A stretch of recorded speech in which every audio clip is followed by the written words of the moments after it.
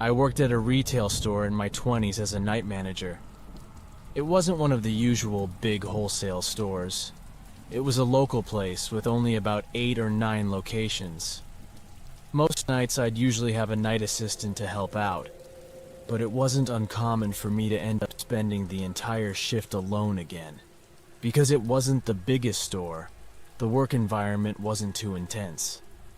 Often I'd find myself working slowly just to avoid running out of things to do. This was one of those nights where I was alone and working at a steady pace. At the start of my shift, I loaded some boxes and moved to the aisles to begin organizing the merchandise.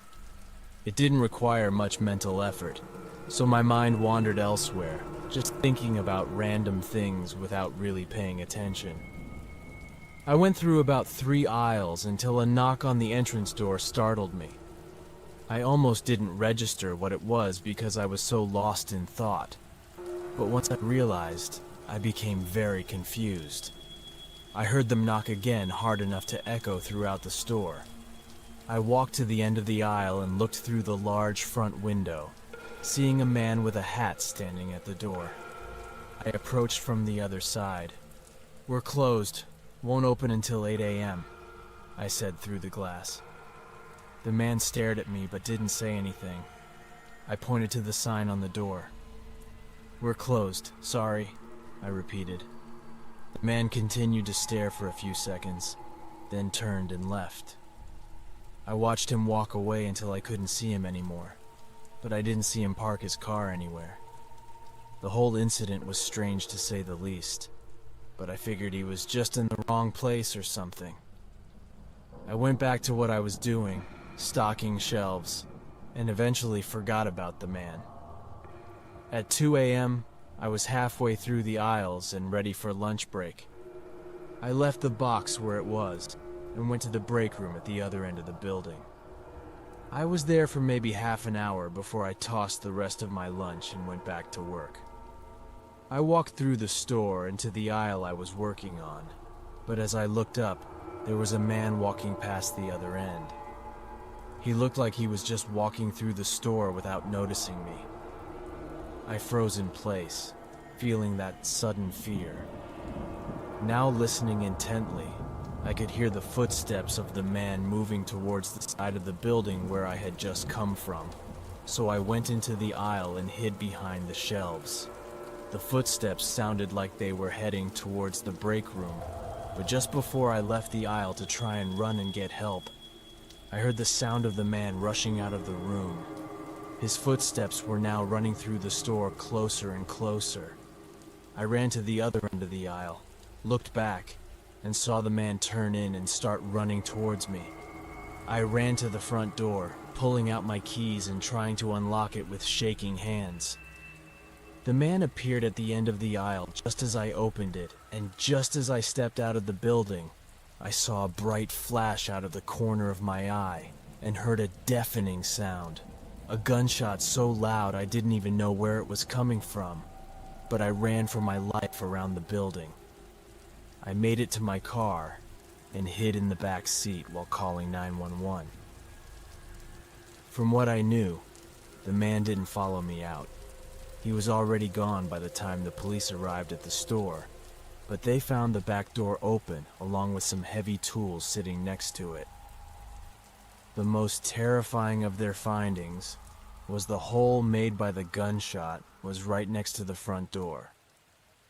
Why the man entered and so aggressively targeted me like that is unknown from his behavior. The police seemed to think it was some sort of mental shock or psychotic break, with no real reason to target me specifically other than the fact that I was alone. I no longer work there, but I can tell you that for years after that incident, I was always wary every night.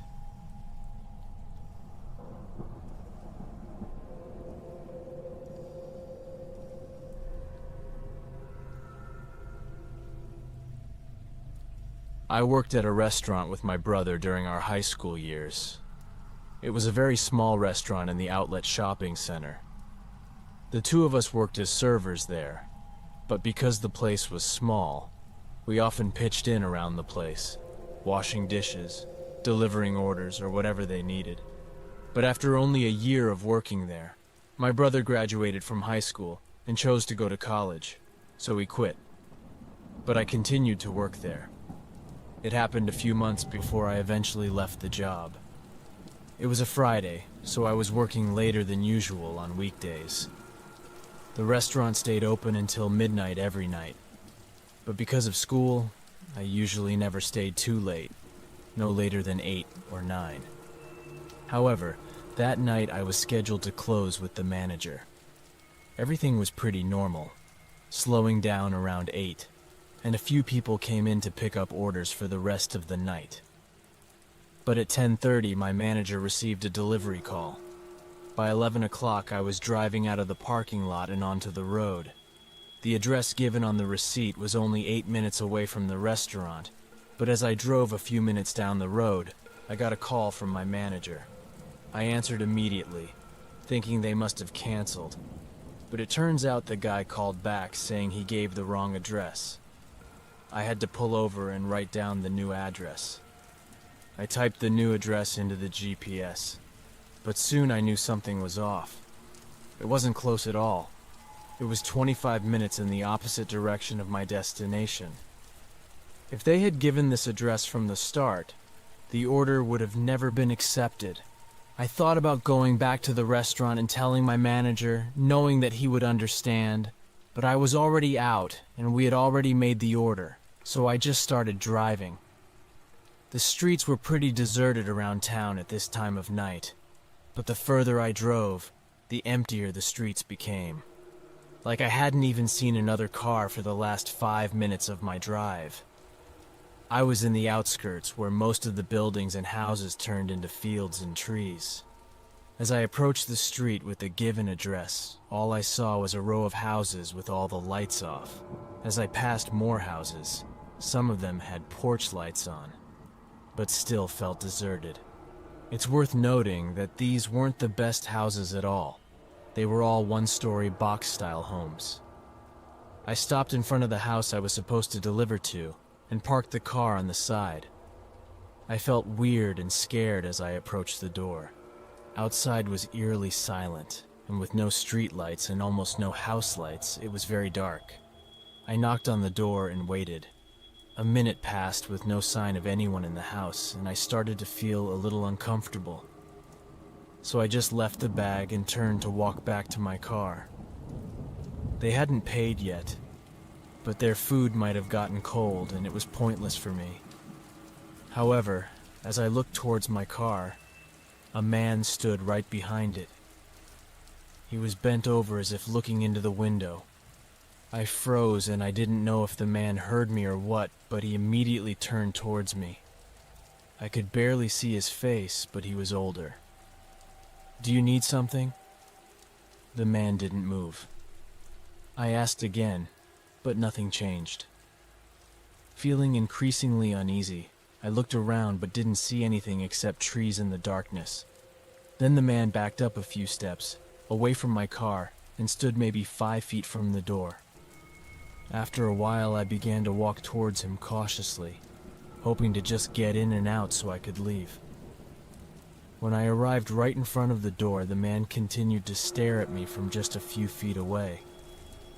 Carefully, I opened the door and hurried inside, but before I could even close it, the man started screaming. I looked towards him. Now he was facing towards the woods and just screaming. I turned my head slightly to see where he was looking, and in the woods, I could see 2 or even 3 figures rushing towards my car. My immediate thought was that this was a trap and I needed to leave immediately before something happened. I immediately turned back and backed out as the man beside me tried to move behind the car in an attempt to stop me. I could hear and see a group of men shouting at me as I sped away. The police were called, and although not much was found, there were a few things. The house I was supposed to deliver to turned out to be an empty property.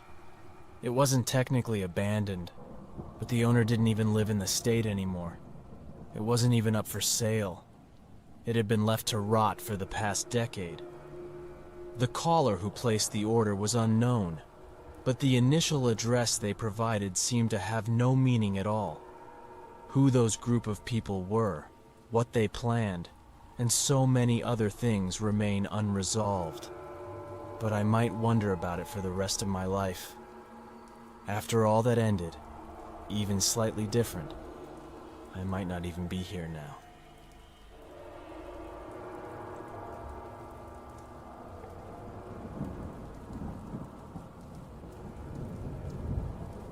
It was a snowy night when I parked my car in the gas station parking lot where I worked the night shift from 11 to 7, and I had been working there for several months prior.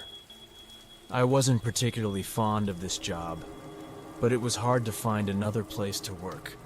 And because of some things in other aspects of life, the night shift was the best fit for my personal schedule. Nevertheless, I always showed up to work every night feeling tired and struggling to get through each shift. I parked my car in front of the building next to the only other car in the parking lot, which belonged to my coworker. Then I went inside and took over his shift. He left a few minutes later, and then it was just me alone for the rest of the night. My manager had a paper on the desk with a few things to do, but after reading it, there wasn't much to be done. My estimate was that it wouldn't take more than an hour total to complete all the tasks, so I tried to delay as much as possible to avoid falling asleep, as I started to feel very tired. However, as I sat behind the desk and it was around midnight, a car pulled into the station. I looked out the window and saw an old SUV parked at one of the pumps. Of course, because it was snowing outside, most people weren't driving, but getting a customer every now and then was common. I went back to my phone and scrolled through some videos, not paying much attention for about 10 minutes, until I looked out again and saw the SUV still there by the pump. Its headlights were off and its door closed, as if it should have been pumping gas, but it had been that way for too long. I stood up and approached the window, looking around the buildings both sides, but there was no one outside. If they had been inside the car for the last 10 minutes with the engine off, they'd surely be freezing. Because it was snowing and windy, I honestly felt a bit worried for them. I paid more attention for the next few minutes, waiting to see movement through the dark window, or for someone to return inside their car, but nothing happened. It's like the car was just abandoned by the pump. After thinking for a moment, I put on my jacket and went outside. I immediately knew I was right. It was too cold for anyone to be inside a car with the engine off, or even to be outside for more than a few minutes. I hurried to the car and looked around, then brought my face closer to the window and tried to see inside. "Hello! Is anyone in there? Just checking if you're okay," I called out, but from what I could see, there was no one inside. It wasn't easy to see clearly, so there could have been someone inside, but I was pretty sure there wasn't. Now even more confused, I backed away and looked around the empty gas station parking lot before starting to walk back. Now, with my eyes not focused on the car, I just looked at the ground and saw shoe prints in the snow leading towards the building. Not at the front of the building, but somewhat to the side. I looked back and saw that they seemed to come from the car, but at this point, I froze and didn't want to investigate further without a little warming up first. I went back inside and turned on the small heater next to the cashier desk, putting my hands in front of it to warm them up. I was only inside for 30 seconds to a minute before the sound echoed through the building from behind me. I turned, seeing nothing, then walked around the desk and towards the back on the floor. There was a puddle of dirty melted snow from someone's shoes. Feeling cold, I approached the back room and turned into the corner where the storage room was located. Standing in the darkness behind one of the shelves, I could see the silhouette of someone. They were tall with broad shoulders and had a thick beard, and they were staring directly at me. My heart stopped for a moment, but after the initial shock, my reaction was just to walk back to the cashier desk. I don't know why. Maybe I was too shocked to react properly after staring at the storage room door for I don't know how long. I quietly grabbed the store phone and dialed the police, whispering for help. Then I underwent the most nerve-wracking 10 minutes of my life as I waited. During this time, I didn't hear or see anything from the storage room, which honestly added to my fear. Somehow, the man never came out to confront me. When 2 police officers finally arrived and went inside, I quietly told them where the man was. They searched the room while I stayed in front, but I was surprised when they came out with no one else. The man was already gone. The footprints from the dirty shoes surrounded the back door, but outside, fresh tracks in the snow led straight away from the gas station, directly into the long, dark, empty field that continued on. Of course, it was impossible for anyone to search there at night, but even when they did it in the next few days, they found nothing.